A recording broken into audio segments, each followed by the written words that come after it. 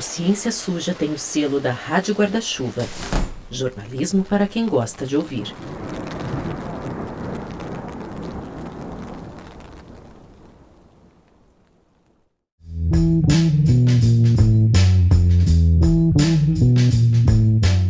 Oi gente, aqui é o Terro Preste, um dos apresentadores do Ciência Suja. Eu tô aqui para avisar que esse episódio de MesaCast faz parte da pré-temporada de 2023, que tem o apoio da ACT Promoção da Saúde. A ACT é uma ONG que trabalha na defesa de políticas públicas de saúde, com foco especial no controle do tabagismo e do álcool e na promoção da alimentação saudável e de atividade física. Esses episódios vêm no formato de debate, de MesaCast, que nem eu falei. Eles são diferentes dos nossos episódios narrativos tradicionais naquele esquema de documentário de áudio. Mês que vem, aliás, começa a nova temporada do Ciência Suja. E aproveitando que eu já tô aqui, se você gosta do nosso trabalho no Ciência Suja, considere participar da nossa campanha de financiamento coletivo, que está aberta na plataforma Orelo. A partir de R$10 por mês, você nos ajuda a manter o podcast no ar e ainda recebe benefícios e conteúdos exclusivos. Para conhecer todos os nossos planos e saber mais detalhes de cada um, acesse o nosso site, o cienciasuja.com.br, as nossas redes sociais ou o site da Orelo, que é orelo.cc/cienciasuja/apoios. A gente agradece desde já. E bom, vamos ao MesaCast desse mês. Tomara que você goste.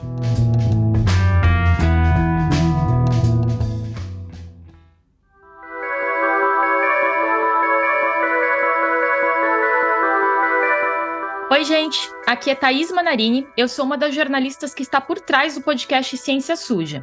E esse aqui é mais um episódio da nossa intertemporada, que tem o apoio da ACT Promoção da Saúde. Nesses momentos, a gente convida nomes muito relevantes para discutir algum tema palpitante no universo da ciência e, é claro, a gente aproveita para investigar como esse assunto muitas vezes é distorcido. E hoje a gente vai colocar uma lupa no universo da regulamentação dos alimentos ultraprocessados. Nunca se falou tanto sobre a relação entre esses produtos e o surgimento dos mais variados problemas de saúde. Só que essa soma de evidências parece que ainda está muito longe de provocar alguma mudança significativa que vá na direção de proteger a população. A verdade é que a gente vê o contrário. A indústria alimentícia conta com isenções tributárias para fabricar muita coisa cheia de açúcar, gordura e aditivo químico. No outro caminho, alimentos orgânicos e sustentáveis pagam até 4 vezes mais impostos que os produtos industrializados, segundo uma reportagem publicada no Extra Classe. Aí, quando a população compara um pacote de salgadinho com uma salada de frutas, a tendência, você já sabe, é ficar com o salgadinho, que é uma bomba de sal e gordura, para dizer o mínimo. E não adianta esperar que a saudabilidade fale mais alto. E isso por 2 motivos. O primeiro é que a gente tem que lembrar do poder aquisitivo da maioria da nossa população, que é limitado. Então, a economia com salgadinho, dia após dia, vai fazer muita diferença no fim do mês. E nem todo mundo está familiarizado com o que é, de fato, uma alimentação saudável. E aí a gente entra numa outra seara, que é a da publicidade enganosa, mais uma arma bem poderosa da indústria. Tem muita gente que acha, por exemplo, que escolher um iogurte ultraprocessado de morango dá quase no mesmo que comer a fruta morango em si. Nesse episódio, vamos debater todos esses meandros, ou seja, dos malefícios dos produtos ultraprocessados, as facilidades que a indústria encontra para colocar esses alimentos na nossa mesa, em todas as refeições do dia. Na verdade, eu só vou jogar bola pro alto, né? Porque a gente tem aqui um time de craques para fazer o resto. E como eu sou bem ruim de analogias, ainda mais quando envolve futebol, eu já vou apresentar um por um. A gente está aqui com a Marília Sobral Albiero, e ela é engenheira química com especialização em advocacy e políticas públicas pela FGV. E ela atua como coordenadora do Programa de Alimentação Saudável da ACT. Marília, dá um oizinho para todo mundo já conhecer a sua voz. Oi, Thaís, todo mundo, prazer estar aqui. Legal. E aí a gente também trouxe 2 pesquisadores do Núcleo de Pesquisas Epidemiológicas em Nutrição e Saúde da Universidade de São Paulo, que é mais conhecido como NUPENS. É o Eleandro Rezende e o Eduardo Nilson. Eles são autores de um estudo que associou o consumo de ultraprocessados a 57 mil mortes prematuras por ano aqui no Brasil. Esse trabalho teve uma baita repercussão na imprensa. O Leandro é epidemiologista e professor do Departamento de Medicina Preventiva da Escola Paulista de Medicina da Universidade Federal de São Paulo, a Unifesp. Leandro, sua vez de dar o oizinho. Oi, Thaís, obrigado pelo convite. Legal. E agora a gente tem o Eduardo Nilson, que ele é biólogo e ele tem muita experiência na avaliação de políticas públicas de prevenção e controle de doenças crônicas associadas à alimentação. E ele também é pesquisador da Fiocruz. Eduardo, bom dia. Olá, Thaís. Olá, todo mundo. E obrigado pela oportunidade também. Legal. Eduardo, já que você foi o último a dar bom dia aí, dar um oizinho, eu vou começar com você, né? E aí eu acho que legal a gente dar um contexto aqui para o nosso bate-papo, então, né? Porque eu já vi representantes da indústria dizendo coisas do tipo: mas o que a população deve fazer? Tem que ter uma vaca no quintal para não precisar mais do leite de caixinha? Então aí ajuda a gente aqui, né? Nem todo alimento industrializado é automaticamente um ultraprocessado, não é isso mesmo? Explica pra gente resumidamente o contexto aí. Correto. Todo ultraprocessado é industrializado, mas nem todo industrializado é ultraprocessado. E aí nós vamos entrar um pouco na classificação dos alimentos segundo esse grau e propósito do processamento industrial, que aí dialoga diretamente com o Guia Alimentar Brasileiro, que é muito importante, que é fazer da base da dieta aquele alimento que a gente não tem embalagem. A embalagem é aquele que vem da natureza. Mas aí, seguindo no grau de processamento, é importante olhar para os ingredientes, porque aí a questão... Porque o ultraprocessado vai trazer aqueles ingredientes que não são usados na nossa cozinha, no nosso dia a dia, justamente porque eles são reconstituídos, são formulados industrialmente, e para eles terem sabor, para terem aquela questão da hiperpalatabilidade que a gente fala. Você falou do salgadinho, que é tão... aquele sabor da gordura, do açúcar que tem outros alimentos, do sal, ele precisa ter aditivos. E aí somam-se vários riscos que a gente vai falar daqui a pouco em relação aos próprios ultraprocessados. Tá, então assim, só para resumir, um leite de caixinha, ele não é considerado ultraprocessado? Não, é que aí ele vai ter um processamento, que é, por exemplo, a pasteurização, a ultrapasteurização, que é justamente para garantir a própria segurança sanitária dele, a segurança microbiológica, mas se ele for adicionado de outras coisas, como são fórmulas, por exemplo, infantis, aí é uma questão diferente, porque eles são reconstituídos com soro de leite, com vários outros aditivos alimentares, para imitar uma coisa que é da natureza. Enquanto o leite não, o leite é como vem da natureza, ele só é processado para garantir essa questão de segurança, de maior tempo de prateleira, que é essencial, claro, que a gente pensa, principalmente população urbana, é necessário também pela própria segurança. Isso é muito legal. Uma coisa que você comentou, e eu já ouvi, né, durante entrevistas, é que quando a gente lê ali na lista de ingredientes algum nome que você não reconhece, uma coisa que você nunca usaria na cozinha para preparar uma comida, já dá para você desconfiar que aquilo é um ultraprocessado, né? E também uma lista muito grande, né, com mais de 5 itens aí, né? Exato, aí é que até esses aditivos até são chamados de marcadores ultraprocessados por isso, porque você identifica muito facilmente eles, porque o ultraprocessado ele vai ter cada vez menos ingredientes que são aqueles da natureza, aqueles que a gente identifica como alimentos, e mais esses componentes químicos, que são justamente que eles são formulados para imitar esses alimentos, eles não são os alimentos de verdade. Perfeito. E Leandro, por que essa categoria, né, dos ultraprocessados, nos últimos tempos a gente tem visto tanta pesquisa associando esses produtos aos mais variados problemas de saúde? Bom, acho que a primeira coisa que vale a pena mencionar é porque a proposta de classificar alimentos segundo o grau de processamento, ela é nova, né? A classificação é a nova, mas ela é muito recente, né? Ela é nova no sentido temporal, ela foi proposta no final dos anos 2000, né? E antes disso, quer dizer, a ciência da nutrição ela estava muito pautada em cima do impacto de macro e micronutrientes na saúde da população, né? A partir de um comentário publicado em 2009 pelo professor Carlos Augusto Monteiro, que é quem propôs a classificação nova, né? Quem pensou e idealizou a classificação a partir do grau de processamento dos alimentos, ele aventou, então, essa possibilidade de que o problema não são os alimentos, nem os nutrientes, mas o processamento em si, né?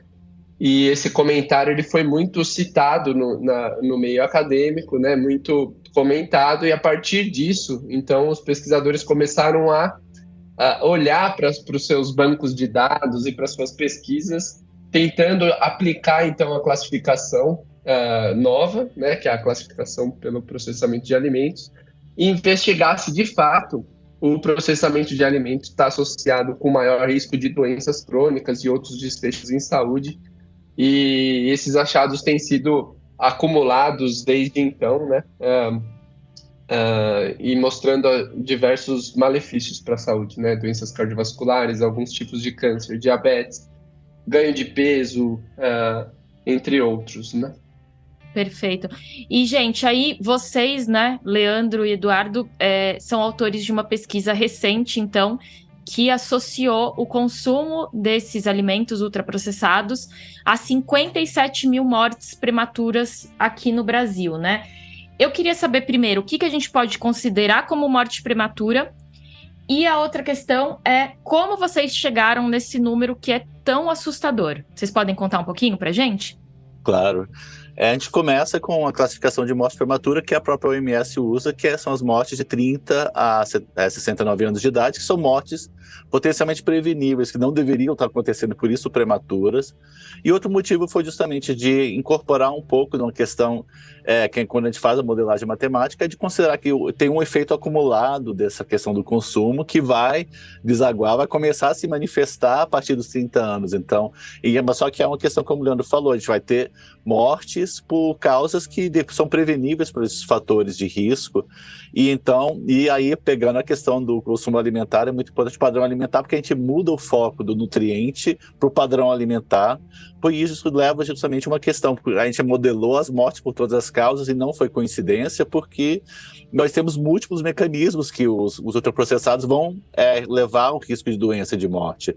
Porque é claro, começa com os nutrientes, que a gente fala de nutrientes críticos, que já é bem consagrado na literatura, de sódio, gorduras não saudáveis, açúcar, mas por essa composição que os ultraprocessados ainda vão ter outros mecanismos que vão levar a todos esses desfechos que a gente pode ter, porque ele afeta a microbiota, causa mecanismos inflamatórios, toda essa composição que é reconstituída, ela é celular, não é como na natureza, que a gente vai ter o alimento daquela embalagem que é da natureza, que inclui a própria célula vegetal, por exemplo, animal. A célula vegetal, por exemplo, vai ter aquilo que influencia nas fibras que vão absorver os nutrientes. Ele, por design, ele tem alta densidade energética, então ele vai naturalmente estar ligado a um alto consumo, e esse alto consumo, é claro, muita energia, ligado diretamente à questão do excesso de peso e obesidade, aí todas as doenças decorrentes disso. Então, são tantos mecanismos que a primeira avaliação tinha que ser de morte por todas as causas, porque tem mecanismos, inclusive, que ainda são em estudo. A gente sabe que são múltiplos as formas, porque ele muda completamente aquilo que a natureza nos traz e que o nosso corpo é programado para absorver da forma correta. O nosso corpo e aquilo que tem dentro do nosso corpo, falando de microbiota, que tem muito a ver com vários mecanismos de absorção de nutrientes, mecanismos inflamatórios. Então é um conjunto todo que a gente consegue avaliar a partir disso. E em termos de metodologia, é uma mais clássica que a gente usou, que é usar a exposição a um fator de risco, no caso, o consumo de ultraprocessados, que a gente já identifica como tal, e os dados da literatura que a gente já tem desses estudos que o Leandro falou, de acompanhar populações e já começar a avaliar o risco relativo que tem. Quanto mais consumo de alimentos ultraprocessados, maior o risco de morte por todas as causas. Aí entram outras causas específicas que a gente até pretende estudar no futuro, e a gente, a partir disso, associou esses dois dados para pegar o consumo na população brasileira, para avaliar e chegar nesses 57 mil mortes, que é muito significativo. E, além disso, a modelagem é muito interessante, porque ela consegue também trabalhar cenários de políticas. Então, e se nós reduzíssemos em 10%, 20%, 30%, e isso é importante porque mostra que até pequenas mudanças têm grandes impactos em termos de redução de morte. E para dar um exemplo, esses 20%, por exemplo, de redução, equivale se a gente conseguisse voltar no tempo, o que a gente consumia uma década atrás. E isso reduz muito, quase 20% as mortes atribuídas. Então, é muito significante e mostra a importância das políticas para justamente evitar o consumo de ultraprocessados, como o Guia Alimentar preconiza. Mas é bem surpreendente o fato de que a indústria conta com benefícios para fabricar e comercializar esses alimentos. Então, Marília, agora eu queria que você comentasse um pouco disso com a gente, né? Que benefícios são esses e como, no final das contas, eles se traduzem nessa escolha não forçada, mas essa escolha inconsciente, ou como o consumidor é levado a fazer a tal escolha pelo salgadinho ao invés da salada de fruta no fim das contas, né? Oi, Thaís, que ótima pergunta. Acho que meus colegas anteriores já trouxeram um dos elementos importantes. A gente está aqui sabendo que alimento não é tudo igual, né? A gente tem uma classificação e tem uma categoria ultraprocessados que sim, eles devem ser evitados, toda a associação a doenças. E uma outra coisa que seria interessante a gente começar a tentar desmistificar esse entendimento, quando a gente se perguntou benefícios, na verdade a gente vai falar muito aqui de impostos e tributos, que são uma palavra que você, quando pergunta para a população, para todo mundo em geral, todo mundo fala muito da complexidade tributária, da intensidade tributária, mau uso de recurso público, mas pouco se fala de uma face perversa, que é a desigualdade tributária. Então, quando a gente começou a estudar, né, o sistema alimentar e ver o impacto da tributação, a gente, de uma forma, se eu pudesse traduzir uma frase, a gente poderia dizer que todo o nosso sistema tributário ele é desenhado atualmente para favorecer o consumo de ultraprocessado, as corporações e o alimento convencional, em detrimento a um alimento orgânico, né? O que a gente chama, ele é totalmente desalinhado ao guia alimentar. Isso foi todo um processo, lógico, de construção aí de últimas décadas, que foram escolhas que o país fez para realmente subsidiar mais commodities, a industrialização. Então, quando a gente começou a estudar a parte tributária, alguns sustos a gente começou a tomar, porque eu falo assim, como isso faz sentido? Qual é a lógica? Acho que o primeiro elemento, o produto mais emblemático, né, que se estudou bastante, foi a questão dos refrigerantes. Para você ter uma ideia, existe, apesar do setor industrial falar que paga muito imposto, existe o que a gente chama de uma engenharia tributária que faz com que parte do produto, né, que é o concentrado do produto, que é o xarope, primeiro é feito lá em Manaus, né, com o intuito de estimular a Zona Franca, mas na verdade, no fundo, ele emprega muito pouco e ele gera uma concessão de benefícios que chegou assim na ordem de quase a 4 bilhões de reais ao ano. Isso é o que a gente tem conhecimento, a Receita Federal tem atuado, é um número realmente que eu posso dizer. Imagine, o governo deixa de arrecadar na casa de bilhões.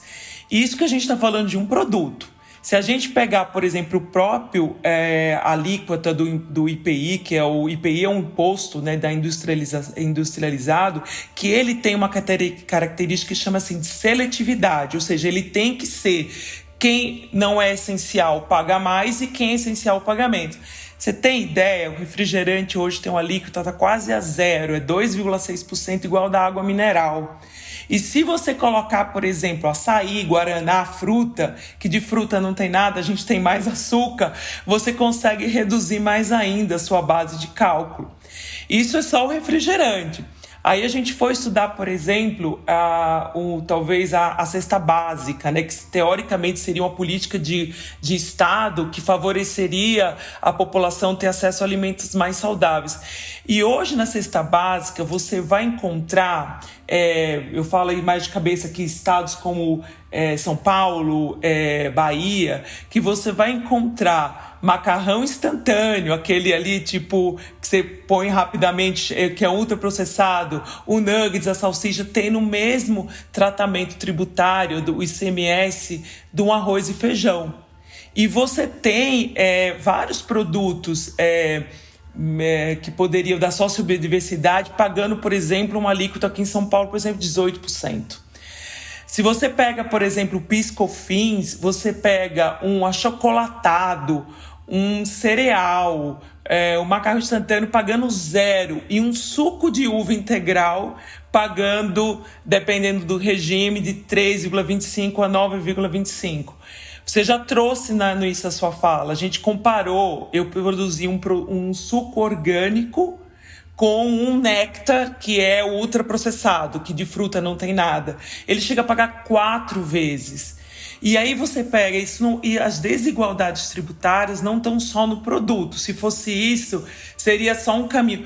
Não, se você pega, por exemplo, um produtor rural que está no início da cadeia, ele, pelo nosso sistema tributário, ele tem que absorver todos os custos de mão de obra, insumos, e ele não consegue abater ao longo da cadeia, quanto com a grande indústria ela consegue. Então você pode pensar que todo o desenho do nosso sistema tributário, ele, de fato, ele não favorece a alimentação saudável, e você tem cada vez mais produtos ultraprocessados acessíveis, e a tributação é um desses elementos. Perfeito. E aí, Marília, quando chega ali na ponta mesmo do consumidor, quando você está falando de uma carga tributária maior para alimentos naturais, orgânicos e tudo mais, e uma menor para os ultraprocessados, isso faz muita diferença mesmo no bolso do consumidor, né? Muito. O preço, eu posso dizer que ele é um dos fatores, sempre foi dos principais, e eu acho que atualmente assim, ele é o determinante. Eu acho que é interessante ver, Thaís, que desde 2006, isso não é um fenômeno recente, a inflação dos alimentos ela é maior do que a inflação. E se você abrir a curva da inflação dos alimentos saudáveis e dos ultraprocessados, você vai ver que os alimentos eles tiveram quase 3 vezes, os alimentos saudáveis crescerem em preço 3 vezes mais que os ultraprocessados.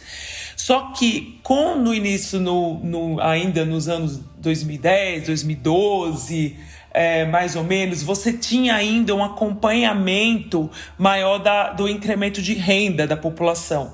Só que nos últimos 3 anos, a gente não precisa nem detalhar muito aqui. A gente viveu pandemia, a gente viveu a inflação comendo todo o poder aquisitivo. Então, hoje, você tem realmente aquilo que falou, se você tem uma população que já tem restrição de renda, não é à toa que você tem 33 milhões de pessoas passando fome, 125 milhões de pessoas em insegurança alimentar. Ou seja, são pessoas que não sabem o que vão comer. Então, se ela tem algum recurso financeiro, quando ela vai estar no próprio ambiente alimentar, que já é obesogênico, né? A alimentação não saudável, ela é a mais fácil de você ser adquirida. Se você andar a qualquer lugar, que você for supermercado, pegar metrô, nas grandes cidades, mesmo outras pequenas cidades também, tem o que a gente chama de desertos alimentares, você não consegue encontrar alimentação saudável. Então, se ele ainda tem recurso, é lógico que quando ele vai comprar, ele vai priorizar o mais barato. E o mais barato hoje é isso, você tem o ultraprocessado. E quando a gente fala da questão do poder aquisitivo, isso também reflete na questão até da própria escolha, do entendimento sobre o que é uma escolha melhor, né? Aquela história de que a população vai ter menos conhecimento sobre por que uma salada de fruta é superior a um iogurte de fruta, né? E eu tava me lembrando aqui que uma vez eu fiz uma entrevista com uma nutricionista que estava trabalhando num lugar super, assim, longínquo e tal, e ela falou, assim, eu não vou me lembrar agora a região, mas ela comentou que naquela região era muito difícil, por exemplo, ter uma produção de morango. E ela estava questionando sobre a alimentação das crianças, e uma menininha falou, não, eu costumo consumir morango. E ela achou muito estranho aquilo. Ela falou assim, mas morango, como que é essa fruta, né? Me explica. Porque ela achou que a menina estava enganada. E aí ela começou a descrever e ela percebeu que era aquele famoso iogurte de morango voltado às crianças, que a gente já sabe que foi uma época associado até a um bifinho. E aí você vê, né, que a questão do conhecimento também é muito importante numa população tão carente como a nossa. Ela esbarra até nisso, né, a questão da escolha. Acho que essa consequência, né, do aumento do consumo de alimentos ultraprocessados, uma das consequências a gente consegue observar nas tendências, por exemplo, de obesidade no país, né? O Edu falou da pandemia global, etc. Então, para trazer um dado e também fazer um link também com essa questão do pessoas com menor educação formal, com menor escolaridade, como isso impacta de forma desigual. No Brasil, entre 2006 e 2019, o dado do Vigitel, que é um inquérito telefônico com moradores adultos das capitais do Brasil, né? De 2006 a 2019, a prevalência de obesidade aumentou de 12% para 20%. E a gente trabalhou com um dado de projeção desse dado de obesidade até 2030. Até 2030, se nada for feito, se continuar a aumentar a obesidade, como a gente tem observado nessas últimas décadas, a gente vai ter uma proporção de pessoas vivendo com obesidade na ordem de 30%. Então, 3 a cada 10 vão estar vivendo com obesidade. Desses 1 em cada 10 vão ter obesidade, o que a gente chama de classe 2 ou 3, que é uma obesidade mais grave, um IMC, que é o índice de massa corporal, maior ou igual a 35. Em quais grupos? Isso falando de capitais, a gente não está nem falando de população que vive na área rural, que acho que ainda mais, a gente teria problemas ainda maiores, né, em relação à economia, etc., mas pessoas que vivem nas capitais e que têm menos de 7 anos de educação formal são os grupos que a gente tem observado maior tendência de aumento da obesidade e que vão ter maior prevalência de excesso de de obesidade em 2030. Então, essa questão, né, do reconhecimento dos alimentos ultraprocessados como alimentos que não fazem bem à saúde, eles de fato é algo que a gente precisa combater a partir de políticas públicas e de uma educação mais popular em relação ao consumo alimentar.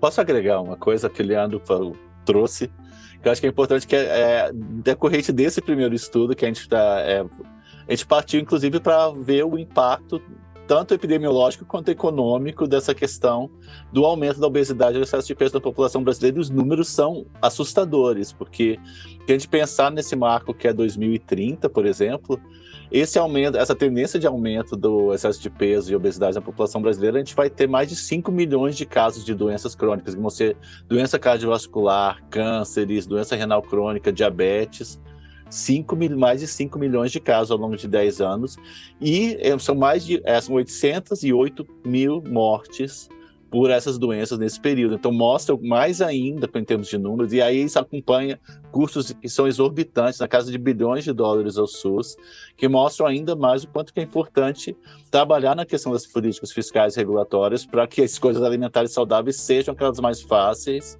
e as mais acessíveis à população. Eu vou fazer uma pergunta aqui para Marília, mas depois, Leandro e Eduardo, vocês se sintam à vontade para complementar, né? Mas assim, até porque vocês às vezes têm alguns dados de pesquisas e tudo mais, porque eu vi um estudo recente falando que a gente vai deixar de comer feijão regularmente até 2025, né? E sempre foi um símbolo muito forte da nossa dieta. O Leandro mesmo comentou que o padrão alimentar brasileiro ainda não é tão ruim, aparentemente não é tão ruim quanto aquele que a gente vê nos Estados Unidos e em outros países. E a minha dúvida é a seguinte, até, Marília, se você puder começar, você acha que se a gente continuar nessa toada, né, com todas essas facilidades para a indústria fabricar os seus produtos cheios de açúcar, gordura, aditivos e tudo mais, você acha que a tendência é realmente a gente deixar de ser esse país do arroz e feijão para virar para ir nessa direção, por exemplo, dos Estados Unidos? Qual que é a sua percepção em relação a isso, se nada for feito? E aí também, né, se o Leandro e o Eduardo quiserem complementar, sintam-se à vontade, gente. Thaís, eu acho isso mesmo, né? Se nada for feito, a gente só tem uma tendência que é realmente fomentar mais ainda esse sistema alimentar. Eu acho que você trouxe a questão do arroz e feijão, eu acho que eu já trouxe rapidamente aqui, mas a gente pode depois disponibilizar aí para a audiência aí vários relatórios, mas pegando arroz e feijão, isso foi chamando muita atenção, o volume de terras disponíveis para você produzir arroz e feijão, ele tem sido reduzido drasticamente ao longo dos anos. Por quê? Porque você tem priorizado as culturas de exportação, de commodities como a soja, milho e açúcar. Então você tem um problema de base, que é a produção. Você tem um outro problema também que foi visto nos últimos anos, que é a questão dos estoques reguladores. Para regular preço, você teria realmente, a Conab, ela teria estoques, então quando você tinha todos aqueles choques na economia, porque a gente está inserido no contexto global, isso impacta aqui no preço. A gente viu isso com o arroz. O que aconteceu? Todos os nossos estoques foram esvaziados, então a gente não tinha no mercado interno. Então a gente tem, fora isso que eu te contei para vocês também da parte tributária. Então, todo o nosso desenho, ele está sendo feito mesmo para fomentar um sistema alimentar que gera ultraprocessado, mudança climática e que gera doença. É perfeito o que a Marília falou, e acho até completar, retomando um pouco aquilo que a gente já discutiu, que é de sistemas alimentares, de ambiente alimentar, que é onde o consumidor está e ele vai ser orientado não, ele vai ser induzido muitas vezes, forçosamente até, em função, principalmente, é o acesso financeiro e físico. Se ele não tem acesso físico ao alimento, o alimento não está disponível ali na comunidade dele, ele vai, o que a gente vê, na verdade, é que os ultraprocessados dominam as prateleiras. E nos mini mercados, por exemplo, aqueles que são mais presentes, a própria venda de rua, muito mais voltada aos ultraprocessados, e o financeiro é mais ainda. A gente discutiu bastante, mas um ponto que até eu agregaria que, nessa questão da desigualdade, é muito importante lembrar que a participação dos alimentos, em termos do orçamento familiar, é muito maior na população mais pobre. E isso gera maior ainda perversidade e desigualdade, porque as escolhas alimentares, como a Marília falou muito bem, ele vai ter que pensar muito bem e o dinheiro vai ter que render o mês todo, e com o ultraprocessado ficando cada vez mais barato e o alimento in natura e minimamente processado mais caro, é claro que isso vai induzir todas as escolhas, e é interessante que esse fenômeno é muito forte no Brasil, mas é global.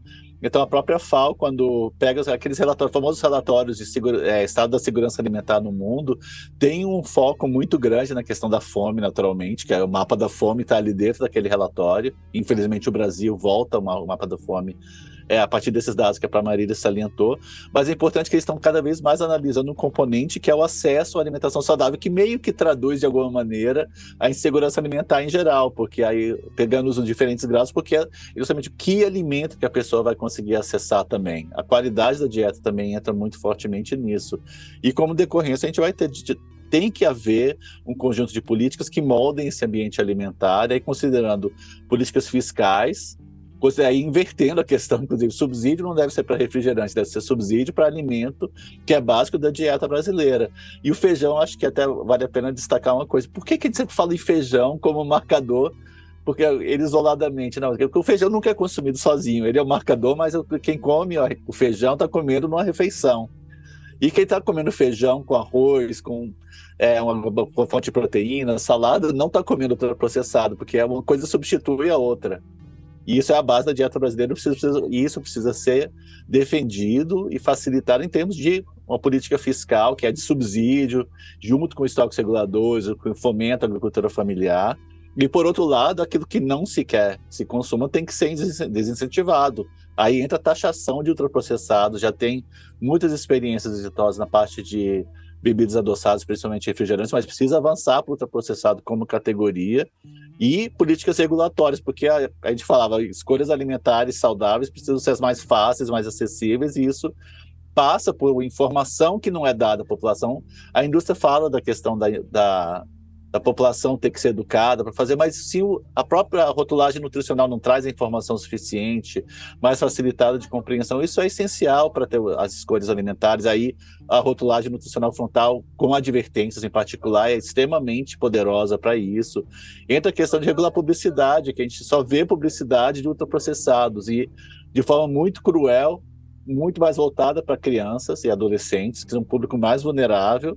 E a própria questão de venda, a gente ainda bem tem um crescimento das questões como venda de alimentos nas escolas, de ter regulação para evitar a venda de ultraprocessados, mas isso precisa, a gente não tem uma legislação nacional sobre isso, por exemplo.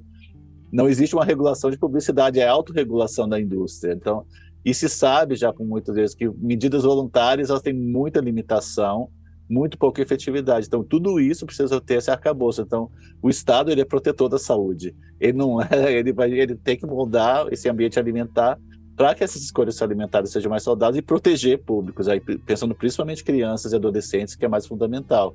porque a gente vê toda essa tendência para terminar, que o maior aumento de consumo de ultraprocessados está se dando na população mais pobre, mas olhando em termos etários, entre os mais jovens, assim, a tendência é decrescente com a idade. Quanto mais velho, menos ultraprocessado consome. Então a gente vai ter um risco de precocidade, inclusive, cada vez maior desse desfecho de saúde associado aos ultraprocessados, pensando nessa nova geração que já começa a ter a introdução de ultraprocessados até antes dos 2 anos de idade, que contraria as recomendações do próprio Guia Alimentar para menores de 2 anos do Ministério. Eu já vou voltar nessa questão que o Eduardo citou, até de rotulagem, né? Mas antes eu queria aproveitar para fazer uma pergunta para Marília, porque ainda vai nessa direção da questão da tributação e de todas as facilidades que a indústria tem para produzir seus ultraprocessados. Que é a seguinte, né? Para se defender, a indústria fala que se não for dessa maneira, o que pode acontecer é perda de emprego e de arrecadação. Mas saiu, né, a ACT até publicou um documento em que aborda esse aspecto e falando que a indústria ela usa relatórios econômicos questionáveis para defender esse ponto. Marília, fala um pouquinho para a gente como que seria o real impacto de uma maior tributação para a indústria em emprego. Teria esse impacto? Não teria? Como que ficaria essa questão? Thaís, obrigada pela pergunta. E eu acho que assim, a gente precisaria de outro podcast só para eu solicitar aqui para vocês de todas as estratégias que são usadas pelos setores regulados para realmente minimizar o avanço das políticas públicas. Existe realmente muita literatura já mapeada, e isso aprenderam o setor das indústrias de refrigerantes, alimentos, ultraprocessados, aprenderam muito com a indústria do tabaco. E eu acho que uma das estratégias usadas é justamente isso, é deslegitimizar as evidências produzidas, mudar o foco. Aí no caso tributário, eles têm um espaço absurdo, porque quem que entende de tributo foi aquela primeira fase inicial, né? Todo mundo tem essa percepção que se paga muito imposto, e foi por isso que a gente fez, precisava responder essas demandas, né, nas nossas arenas de debate sempre vinham, nossa, mas você ao tributar os ultraprocessados, refrigerantes, isso vai gerar emprego e renda, e na verdade a gente fez essa contratação pela FIPE, justamente até para ser um órgão, né, usado pelo governo para trazer os principais indicadores econômicos, até para a gente ter menos críticas em relação a isso. E, na verdade, todas as metodologias usadas nos comprovaram aquilo que a gente imaginava. Realmente os resultados são bem promissores. Se você realmente tributando, no caso que a gente estudou mais foi a categoria das bebidas açucaradas e as adoçadas, né, aquelas que são realmente marcadores de ultraprocessados, a gente pega a recomendação do OMS, né, que é de no mínimo 20%, você dá um choque na economia. E o que acontece? Acontece aquilo que deveria acontecer no sentido positivo. Você vê uma redução de consumo, você vê uma migração para categorias mais saudáveis, aqui no próprio leite, a água, o café, o chá. Você, ao dar esse choque na economia, a economia ela se organiza, né? São sistemas dinâmicos. Então, é lógico, o setor que vai ser regulado, naturalmente ele vai perder emprego, né? Mas a economia como um todo, ela ganha. Você vê, no caso, que essa migração nos apresentou, ele foi justamente essa migração para leite. Leite é mão de obra intensiva. Mão de obra intensiva você gera emprego. E gera emprego normalmente onde? Foi na região Nordeste. Então, até para trazer em termos de números, assim, para a audiência ter uma ideia, a gente conseguiria, por exemplo, aplicando a alíquota da OMS de 20%, arrecadar em quase 4,7 bilhões de reais. Você tem um impacto positivo no PIB, né, de quase 3 bilhões. Você pode gerar de 60 a 160 mil empregos, né, e você diversificar a sua cadeia econômica. E é interessante porque se você quem quiser depois fazer um teste, colocar no Google, né, colocar ali o Coca Leaks, né, que vazou um documento, acho que foi em 2016, que é da própria Coca-Cola, que é o maior fabricante, né, um documento interno que fala justamente isso. Era um mapa de políticas públicas e a tributação estava lá. Aquela que precisava mais agir, porque é aquela que tem mais impacto nos seus negócios. Então, por isso que é todo criado um conjunto de estratégias, aproveitando esse baixo conhecimento, essas divergências sobre o tema, para que realmente a política não avance. Ô Marília, e até nesse documento da ACT tem ali, né, uma série de exemplos, né, de países que fizeram algumas medidas nessa direção de tributar mais, né, ou algumas categorias, ou a categoria inteira, enfim, e mostrando experiências bem-sucedidas. E você está comentando aqui que no Brasil a gente tem uma série de estratégias aí que vão realmente na contramão. Aí eu queria saber, então a gente está muito longe de estar ali no documento da ACT como um exemplo positivo? Você acha que ainda falta bastante coisa, muita discussão aí pela frente? Eu tenho duas percepções. Primeiro, que a gente tem ainda eu acho que à medida que o setor regulado está vendo que está entrando um conjunto de evidências, né? A CT é apenas uma das organizações que se dedicou a estudar sobre isso. Hoje eu vejo aqui o Eduardo também e o Leandro também estudam muito isso, um maior volume de evidências sobre tributação chegando aqui no Brasil, adaptando para o contexto brasileiro. Então, mais interlocutores, né, sociedades médicas, nos ajudando aí para o avanço da política pública. Mas, ao mesmo tempo, a gente falou de experiência internacional, eu acho que é até legal trazer que, enquanto que o setor regulado fala que é uma estratégia que não dá certo, a gente tem um mapinha que a gente pinta quando um outro país faz a adoção da política tributária. E esse mapa, Thaís, eu até entrei antes de entrar aqui no podcast, ele é completamente diferente de anos atrás. Ele está muito mais países. Hoje a gente vê em quase praticamente todos os 5 continentes, mesmo Estados Unidos, né, que tem 8 localidades, né, que aplicaram esse tipo de tributo. Então é uma política que ela está sendo adotada cada vez mais.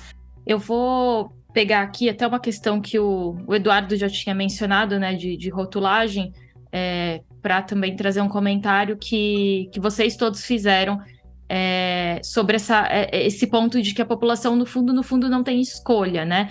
E a gente está falando que é uma coisa que a indústria dá muito a entender, mas é só escolher melhor e tudo mais. Mas não é só a indústria, né? A gente também vê muito profissional de saúde indo por esse caminho, né? Dando a entender que não vamos vilanizar certos produtos, é a população que tem que ter noção e escolher melhor, a gente precisa educar essa população para ela escolher melhor, não tem que tratar certos produtos alimentícios como vilões. Eu queria que vocês comentassem um pouco sobre isso, e nesse ponto até da escolha, temos que educar. Mas a gente tem aí um sistema de rotulagem atual, tudo bem, a gente tem discussões para mudar esse sistema de rotulagem, isso deve acontecer logo mais, né? Não sei quando, porque as coisas elas são aprovadas e demoram para chegar na vida real, mas o fato é que o sistema atual de rotulagem que a pessoa ainda encontra no supermercado, ele é extremamente confuso, né? As pessoas, para começar, elas não conseguem, às vezes, nem enxergar, né? Tão pequenininho ali que ela não consegue entender, ela não consegue ler, ela não consegue diferenciar, ela não consegue fazer comparações, porque às vezes um produto tá ali, a tabela nutricional tá por 50 gramas, aí o outro ali tá por 100 gramas, aí ela acha que ela tá fazendo uma boa escolha e no fundo não é. Enfim, eu queria que vocês comentassem essa questão de defender tanto que o consumidor tem que fazer uma boa escolha, quando no fundo, primeiro, falta essa questão da educação, e segundo, a gente tem essas artimanhas todas, né? Começando pela rotulagem e também tem aí a publicidade enganosa. Então, o consumidor não consegue fazer essa boa escolha, né? Eu acho que eu posso fazer um comentário sobre essa pergunta, tentando trazer uma perspectiva mais ampliada, assim, inclusive buscando experiências do controle do tabaco, né? para controlar a epidemia de tabaco no país, nós não ficamos apenas com medidas educativas sobre a população, sobre os malefícios do cigarro, né? Inclusive, historicamente, quer dizer, tínhamos marketing, propaganda e até profissionais de saúde na época, como desconheciam sobre o efeito deletério do cigarro, inclusive recomendavam o uso do cigarro, né? Obviamente que isso tem todo um contexto histórico, etc., mas a gente não pode negligenciar também essa questão sobre o conhecimento vigente. A Thaís começou falando sobre isso, quer dizer, como a gente está tratando de um tema super atual e que nem todo mundo, inclusive profissionais de saúde, tem conhecimento sobre tudo que está saindo sobre o tema de processamento de alimentos e saúde, né? Para controlar, então, a epidemia de cigarro, que eu comentei anteriormente, nós não ficamos, depois de ter reconhecido o cigarro como um problema de saúde, a gente não ficou apenas com medidas educativas, né? Nós tributamos o cigarro, rotulamos adequadamente, proibimos o consumo de cigarro em espaços fechados e restringimos a venda e a propaganda e marketing desses produtos. A epidemia de consumo de cigarro do Brasil, eu gosto de usar o termo epidemia porque a gente tinha mais de 30% da população de fumantes regulares. Hoje, o último dado do Vigitel aponta para 9%. O Brasil é notadamente um país que soube controlar o cigarro, e não foi a partir de medidas educativas, né? A gente sabe muito bem como que se dá esse processo de escolha, entre aspas, de hábitos e modos de vida, né? Quer dizer, não é apenas por reconhecer que algo faz bem ou mal que a gente acaba tomando uma decisão. É um conjunto de fatores, né?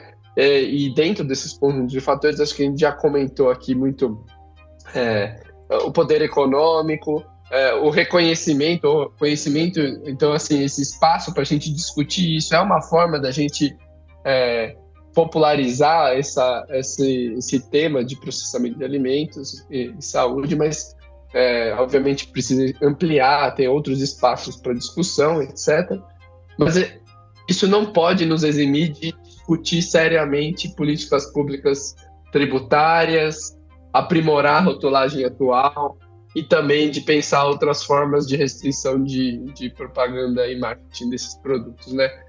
Caso contrário, nós vamos ficar patinando e não vamos sair do lugar. E a Marília falou, né? Quer dizer, a indústria de alimentos, ela usa muito das estratégias que a indústria do cigarro utilizou para tentar se desvencilhar de informações sobre efeitos deletérios do cigarro à saúde, e não à toa ela utiliza dessas estratégias. Pessoas que trabalharam na indústria de cigarro atualmente trabalham na indústria de alimentos, então, assim, obviamente que eles trazem essa experiência, né? Então, acho que nesse sentido, assim, a gente não pode ir trazer a discussão da reforma tributária. A gente tem uma oportunidade de ouro, assim, como país, para fazer uma mudança sistêmica nessa questão do consumo de alimentos ultraprocessados. Eu posso agregar uma coisa, acho que é muito importante o que o Leandro traz aí. Aí pensando no que sempre, para quem dá alimentação, o exemplo da questão do tabaco é o nosso modelo de como se deveria atuar, e aí, porque é justamente uma coisa que começa não existe uma solução única, é um conjunto de medidas que a educação faz parte, é claro, mas ela não é a principal, porque a gente precisa moldar um ambiente que leva a questão, seja do fumo, seja a questão do consumo de ultraprocessados, por exemplo, e é importante que a gente não tem isso para os alimentos atualmente, mas é uma luta que da sociedade civil e da academia, que é de ter algo equivalente à Convenção Quadro do Tabaco, por exemplo, que a gente tem globalmente, que é um arcabouço que dá muito apoio a essas medidas regulatórias e fiscais dos países. Então, fomentaria muito. Aí é uma coisa que depende, inclusive, da própria OMS, por exemplo, de intervir. Acho que é importante porque traria uma força maior. Mas voltando uma coisa, acho que aí voltando a falar especificamente na questão da educação, que é mostrando que o quanto é importante esse componente, mas a gente tem que essa argumentação do equilíbrio, que tudo em pequena quantidade pode. Tem gente propaganda de refrigerantes que podia, assim, você toma esse refrigerante, você tem tanto tempo para dançar na balada, você tem outras coisas, e não é por aí que a coisa deve caminhar, mas isso está muito vinculado a um modelo que aí afeta diretamente os profissionais de saúde, porque ainda tem termos de ícones, a gente ainda tem profissionais defendendo um ícone que não é mais atual, que é da pirâmide alimentar, por exemplo, que é como o Leandro falou, ela não traz esse novo paradigma que é de trabalho. Os padrões alimentares são mais importantes que olhar macro e micronutrientes, vai além disso. Então aí é importante que toda uma educação profissional também baseada no guia alimentar para poder reforçar aquilo que a gente tem em termos de educação, para ir além da questão, porque aí quanto mais educada para isso também, menos aberta vai ter a receber essas informações da indústria que sempre vão trazer essas questões de um falso equilíbrio que na verdade não existe. São escolhas alimentares que são determinadas muito mais pelo ambiente do que pela própria questão da educação. Nesse nosso trabalho aí de fazer incidência política, a gente conversa muito com a população, pesquisadores, parlamentares, e até uma vez assim pegando para tentar entender, né, por que a educação não é suficiente, nos foi às vezes evocado trazer esses conceitos da economia comportamental.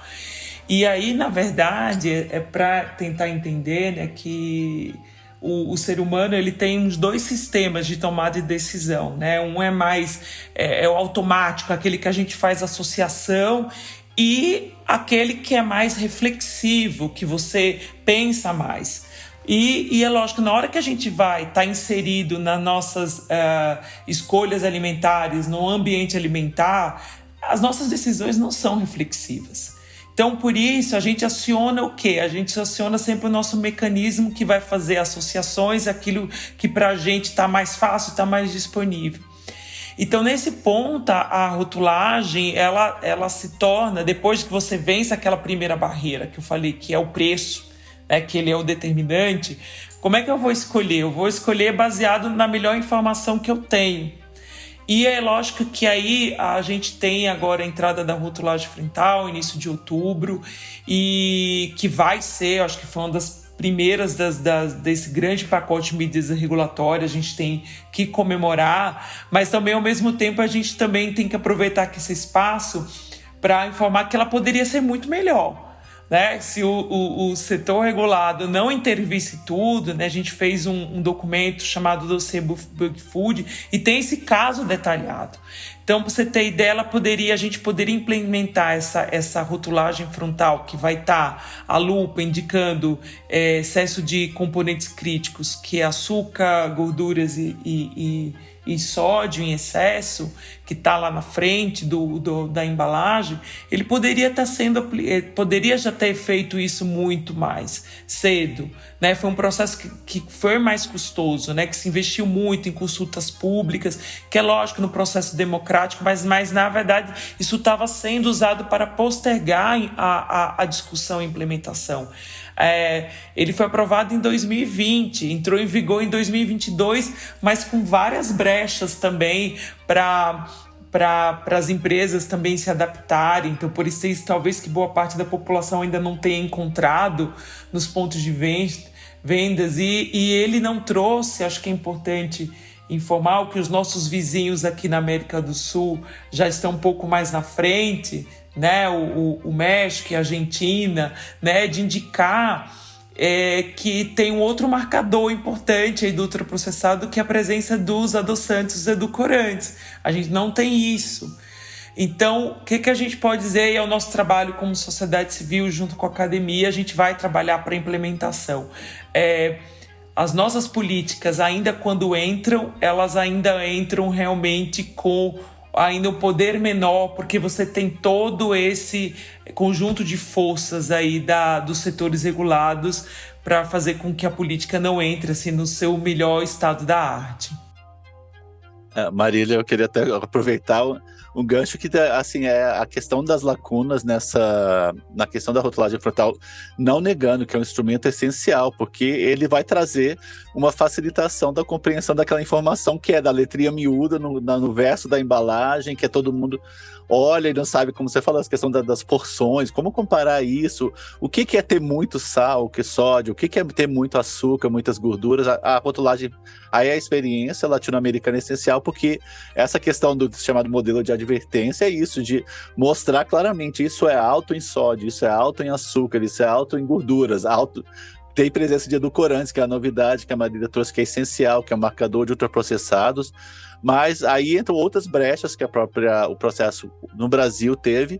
Uma primeira começa com perfil nutricional, porque se escolher um perfil nutricional, fazer um perfil nutricional nacional e traduzindo de forma geral, a aplicação do perfil nutricional é estabelecer qual que é o limite, porque a gente vai dizer que determinado alimento é rico, é alto em sódio, é alto em gorduras, é alto em açúcar. O que se fez foi aplicar um modelo que é mais permissivo do que, por exemplo, que a Organização Mundial da Saúde, por meio da OPAS, que é a Organização Pan-Americana de Saúde, o braço da OMS nas Américas, preconiza, com base em evidências. Então, a gente poderia ter, e como consequência disso é que simplesmente nós vamos ter menos produtos com advertências do que deveríamos ter. Então, isso já diminui o impacto e a efetividade das medidas. E tem outras lacunas importantes, como a Marília falou da questão das políticas em geral. Falando dos outros países, por exemplo, o Chile, que foi o grande pioneiro nisso, e outros países da série até tratam não só como rotulagem nutricional estável, como leis de alimentação saudável. Por quê? Porque a questão da rotulagem ela vem vinculada também à questão de publicidade, também à questão de venda de alimentos. Então, um alimento que tenha uma advertência não pode ser vendido na escola, ele não pode trazer publicidade.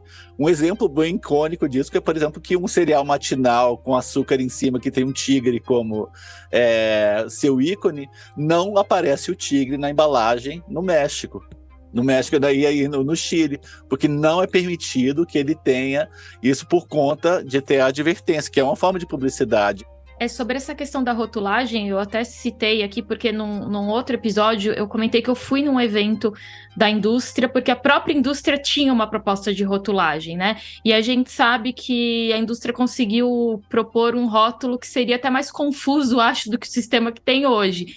E o que me chocou na época é que tinha profissional da saúde endossando, tinha gente lá no palco explicando por que aquele seria um modelo ok.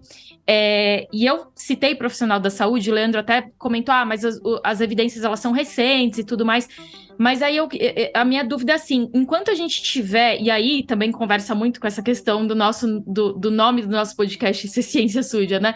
Enquanto a gente tiver profissional da saúde endossando, né, estando ali no palco do lado da indústria, defendendo um sistema de rotulagem que a gente sabe que traria até mais confusão para o consumidor, fica mais difícil, né? A gente fica patinando ainda mais, porque essas pessoas também têm títulos importantes e tudo mais, e essa soma de evidências em relação aos ultraprocessados e a relação com doenças, ela tá muito forte, né? Dia após dia eu vejo estudo sendo publicado, então também não dá tanto para passar a mão na cabeça desses profissionais, porque é uma questão que às vezes até quando eu tô fazendo entrevistas as pessoas até falam, mas isso não dá nem para ser muito considerado comida, né?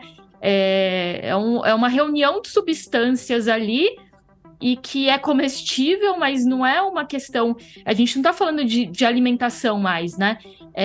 E aí eu queria até, Leandro, aproveitando, se você puder comentar isso, né, que você falou da questão das evidências serem recentes, mas faz falta a gente ter os profissionais da saúde como um bloco falando também o mesmo discurso, né? Isso vocês sentem que faz falta também? Thaís, assim, eu acho que sente falta, mas eu não tenho essa utopia. Eu acho que essa visão, diferentes visões dentro da academia, do próprio grupo, assim, de se pensarmos no grupo de nutricionistas ou de outros profissionais de saúde dentro da área de medicina e tal, eu acho salutar, assim, a gente ter discussões sobre pontos de vista. Para mim, o que é central aqui é o peso que se dá para falas ou produções científicas que têm conflito de interesse, né? Quer dizer, tudo bem para mim se um médico ou qualquer outro profissional de saúde queira trabalhar para uma indústria. Eu acho que eles têm esse direito como profissionais, né? E eu acho que até tem espaço dentro da indústria para receber essas pessoas, né? Que pode ser até melhor do que pior ter esses profissionais lá dentro. Agora, o que eles vão produzir de ciência ou de conhecimento e a fala que eles vão ter, tem que ter um rótulo, assim como o alimento ultraprocessado tem que ter um rótulo muito bem estampado, né? Essa fala ou esse documento publicado quando ele está sendo levado para o debate, falar, olha, excelente, mas a primeira tarjeta que tem que vir tem conflito de interesse, né? Então, assim, recebe dinheiro da indústria. Então, assim, tudo bem, pode até refletir a visão daquele profissional, mas o peso que se dá para uma produção científica que tem conflito de interesse, ele deve ser diferente, né? Quer dizer, ele tem que ser visto com outros olhos, ele tem que ser avaliado de forma muito mais crítica do que uma produção científica que não tem esse claro conflito de interesse. E caminhando aqui já para o nosso final, pessoal, é impressionante como passa rápido, né? Quando a gente olha, já está acabando. Mas eu queria que vocês comentassem, aí acho que todos poderiam mencionar aí, uma outra questão, né? A gente está falando de tributação, de melhora de rotulagem, enfim, de várias políticas públicas que poderiam ser colocadas em práticas para a gente ir na direção de uma alimentação mais saudável, que direcione essa escolha, né, para uma alimentação mais saudável. Vocês acham que essas medidas também poderiam incentivar a própria indústria a rever os seus produtos? Vocês acreditam que a gente poderia ter aí uma categoria que fosse um pouco mais compatível com uma alimentação equilibrada e que aí sim a gente pudesse falar, pô, moderação e tal, tudo bem consumir um negocinho ali, outro aqui. Vocês acreditam nisso ou não? Como que é a visão de vocês? Eu posso começar? Desculpa, Marília, pode adiante. Então vai lá, mas não, pode falar. Prefiro ali, que realmente a Thaís tocou num ponto aqui que... Essa pergunta de $1 milhão. Exatamente, mas continua aí, eu vou dar a perspectiva do advocacy depois. Eu fiquei pensando assim, várias coisas, assim, porque tem essa questão constante da eventual demonização de produtos, de uma categoria toda, e não deve ser visto como tal, porque assim, a indústria tem esse lugar. Aí, voltando à pergunta que você tinha feito no início, Thaís, a gente falou que nem todo industrializado é ultraprocessado, e aí entra uma questão que acho que é essencial, que é uma resposta que a indústria costuma trazer, é de reformular os alimentos, ou seja, mudar a composição deles de alguma maneira. E aí a gente vai ter dois movimentos, um que deve ser, que não é efetivo no todo, apesar de ser uma redução de dano, que é essa mudança de perfil que a gente vê em medidas, como reduzir o sódio, reduzir o açúcar nos alimentos. Ele vai reduzir o dano, sim, mas o alimento ultraprocessado continua sendo ultraprocessado. Então, aqueles vários mecanismos que a gente discutiu no início, ele vai estar trabalhando talvez com uma fração de um deles e não como a questão como um todo. Então, vai ter uma limitação muito grande nessa abordagem. E aí, entrando aqui, como trabalhar essa reformulação? Que é justamente o que a indústria pode fazer, é justamente que o ultraprocessado deixe de ser ultraprocessado. Nem todos vai ser possível fazer isso. A gente sabe muito de cara, porque tem ultraprocessado que ele é um formulado como um todo, não vai ser, mas tem uns que eles têm ingredientes que são in natura e processados na composição, e tirando os aditivos alimentares, fazendo uma base, que a indústria tenta fazer isso, mas muito mais com alegações e brechas na legislação, para a questão de caseiro, tradicional, natural, outras coisas que são integral mesmo, que não responde, na verdade, o que o alimento é, em termos da sua composição. Mas se essa reformulação viesse, seria muito bem-vinda, porque a gente tem os benefícios da indústria. A indústria de alimentos, ela veio na questão de produção, veio na questão de dar vida de prateleira, que é essencial na vida urbana, por exemplo, inclusive. Mas a questão da adição desses aditivos todos, que aí com outras funções além disso, inclusive, aí traz muitos outros prejuízos. Então a reformulação pode ser um dos caminhos para isso, pensando que a gente vai ter, e aí a gente pode ver vários exemplos. A gente falou muitas vezes do iogurte, mas tem um iogurte natural com fruta, que seria um alimento processado, até minimamente processado, pensando que é um processo de fermentação somente que ele vai ter. Enquanto você vai ter uma bebida láctea, que até as pessoas comumente chamam de iogurte, mas eles na verdade são um ultraprocessado feito para parecer iogurte, de tanto que ele é chamado de iogurte pela população. Da mesma maneira acontece para a questão dos próprios néctares em relação aos sucos naturais e outros. Então existe essa margem toda, e aí tem um conjunto todo até maior que a gente poderia pensar, que a indústria fornecendo esses alimentos minimamente processados, até processados, que facilitem o ato de cozinhar, que tem também, mas é um nicho que a gente vai ter de alimentos mais fáceis para o consumo, que eles vendem muito, que também é a questão da praticidade. Então, a gente precisa ter um planejamento da dieta, toda essa questão, mas junto com uma questão que é de ter esses alimentos que vão ser, de fato, que são saudáveis, de fato. Então, é um conjunto todo que a indústria pode e deve fazer, mas não como nicho, porque aí vai direcionar justamente para quem pode pagar. Isso deveria ser a base para tudo, para seguir. Mas diga aí, Marília e Leandro, que comentar mais coisas com certeza. Mas eu só queria trazer mais um elemento, que é que quem vai financiar essa reformulação. Porque a gente vai viver agora, principalmente com a reforma tributária, de novo, mais alguns setores pedindo benefícios fiscais, e a gente tem sido muito enfático em todas as arenas tributárias que a gente atua, que quem tem que financiar a reformulação dos ultraprocessados é a própria indústria, não o Estado e não a população. Isso tem que ser, com escassez de recursos, a gente tem que direcionar pelas políticas de incentivo à alimentação saudável. Leandro, você tem algum ponto ou não? Eu acho que eles cobriram muito bem esse ponto, não tem muito a adicionar. Talvez uma coisa que vale a pena só comentar é assim, muitos da composição do que compõe um alimento ultraprocessado, a gente não consegue isolar o efeito de um determinado químico na saúde, né? Por isso que é interessante olhar para o grupo de ultraprocessados como um todo, porque acho que é um efeito combinado, né, disso tudo. E uma das coisas que sempre se discutiu em nutrição, quer dizer, é o carboidrato, é a gordura, qual que é o problema? E tem um estudo recente que procurou estudar o efeito do consumo de um padrão de alimento ultraprocessado versus um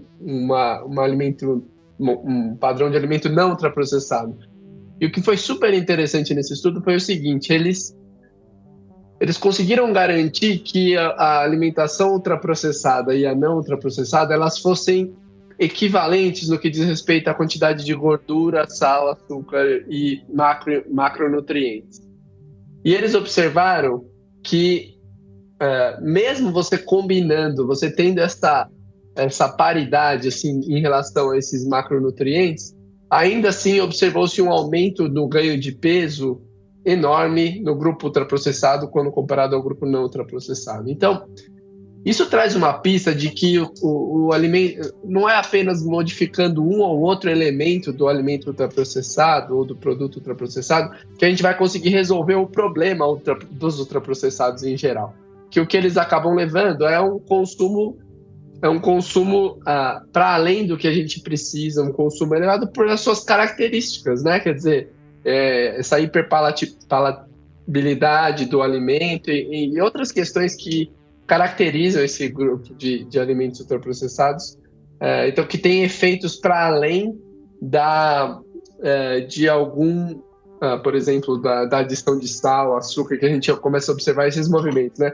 Obviamente que é importante reduzir sal, açúcar, etc., mas ainda assim ele é um alimento ultraprocessado e o efeito na saúde pode se dar por outros caminhos. Então, quando eu elimino o sal, eu adiciono outro ingrediente nesse alimento ultraprocessado que pode ter um efeito que ainda não é conhecido, né? Então, esse é o lugar da reformulação de alimentos, que é um pouco complicado, né? E que não isenta, obviamente, da gente precisar discutir as políticas públicas que a gente conversou aqui, né? Então é isso, gente. Obrigado, Marília. Obrigado, Eduardo e Leandro. A discussão foi muito bacana. Espero que todos os ouvintes tenham aproveitado como eu aproveitei aqui e aprendi um monte. Então a gente chegou ao final aqui dessa discussão, né?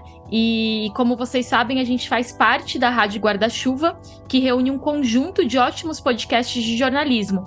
E hoje eu queria aproveitar para apresentar para vocês o Afluente, do Bruno Tadeu. A cada 15 dias, às segundas-feiras, o Bruno ele traz reportagens sobre a Amazônia ou a partir dela. É um olhar mais do que necessário para fugir das pautas do eixo Rio-São Paulo e de uma qualidade incrível. Eu recomendo muito, viu? E outra coisa, eu não sei se você tá sabendo, mas o Ciência Suja tá com um projeto de financiamento coletivo, pensando em manter e crescer o nosso trabalho. As nossas reportagens, elas levam tempo e custam dinheiro, então quem puder dar esse apoio vai realmente estar entrando dentro do time. Vai ser um Ciência Suja. E a gente tem planos que vão de R$10 a R$50 e incluem conteúdos exclusivos, brindes e até menção aqui no podcast. Para ajudar a gente é só entrar pelo computador, e tem que ser pelo computador, viu? No site da Orelo. Aí você procura pelo Ciência Suja e entra na parte de apoios. Dá para fazer até por Pix. Bom, e o roteiro e a apresentação desse episódio aqui são meus, Thaís Manarini. A edição é do Felipe Barbosa, a produção é do Telro Preste e o material de redes sociais é feito pelo Pedro Belo. E a nossa equipe ainda conta com a Chloé Pinheiro. E o apoio da pré-temporada, como eu já tinha mencionado, é da ACT, e todo o ano de 2023 tem o financiamento do Instituto Serra Pilheira. Se você tiver críticas, elogios, dúvidas, ou sei lá, quiser simplesmente ver o que a gente está aprontando, procura lá o Ciência Suja no Twitter, no Instagram e até no TikTok. A gente tá virando TikToker também. E é isso aí, obrigada, gente. Tchau!